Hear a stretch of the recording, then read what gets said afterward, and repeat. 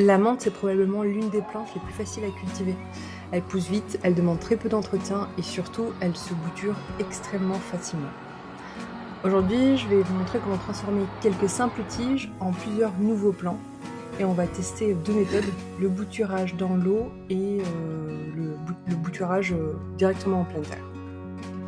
Alors pour commencer, je choisis plusieurs belles tiges de menthe bien en forme. Le mieux, c'est de prendre des tiges assez longues et en bonne santé. Ensuite, je viens couper au-dessus de 3 nœuds. J'en laisse 3 pour que la plante puisse se régénérer et faire de nouvelles feuilles. Donc le nœud, c'est le point d'attache des feuilles. Et ensuite, on viendra raccourcir la tige, cette fois-ci juste en dessous d'un nœud, puisque ce sera à cet endroit que les nouvelles racines vont pousser. Je vous montre ça tout de suite. Alors pour préparer les tiges à mettre dans l'eau ou à bouturer directement en pleine terre, on va commencer par récupérer les feuilles. Donc on les enlève du bas de la tige pour éviter qu'elles pourrissent soit dans l'eau, soit dans la terre. On en laisse seulement 4 tout en haut de la tige. Ces feuilles-là, elles sont parfaites pour en faire des infusions. On peut les mettre à sécher, on peut les mettre dans les salades. Bien sûr, on les garde.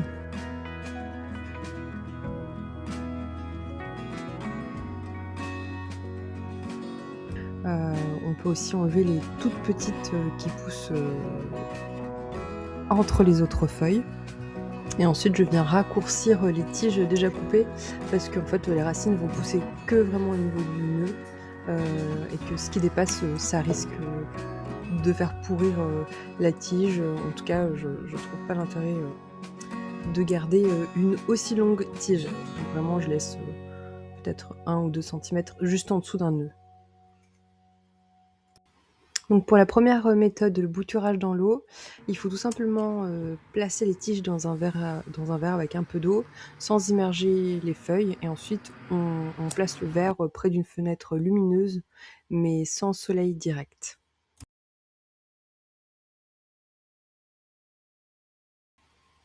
Pour la deuxième méthode de bouturage, qui est le bouturage directement en pleine terre, donc il faut faire un petit trou, on plante la tige dans le terreau. On ramène bien la terre autour de la tige pour qu'il y ait un contact de la terre et de l'humidité autour de la tige.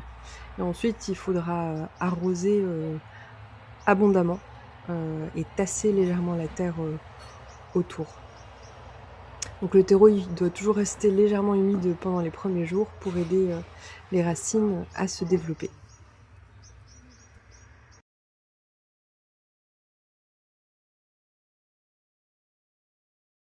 Maintenant, regardons le résultat 10 jours plus tard. Donc là, c'est une bouture qui a été faite dans l'eau. Donc on voit très clairement les petites racines qui ont déjà poussé au niveau du nœud du bas de la tige.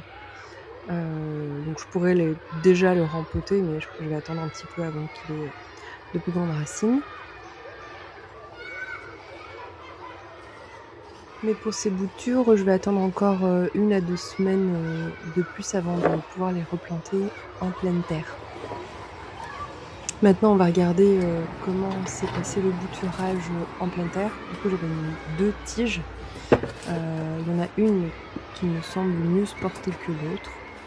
On voit que les feuilles de l'une sont un peu raplapla, alors que l'autre est bien, la tige est bien droite et ferme. Donc je vais les déterrer pour aller regarder c'est comment au niveau des racines.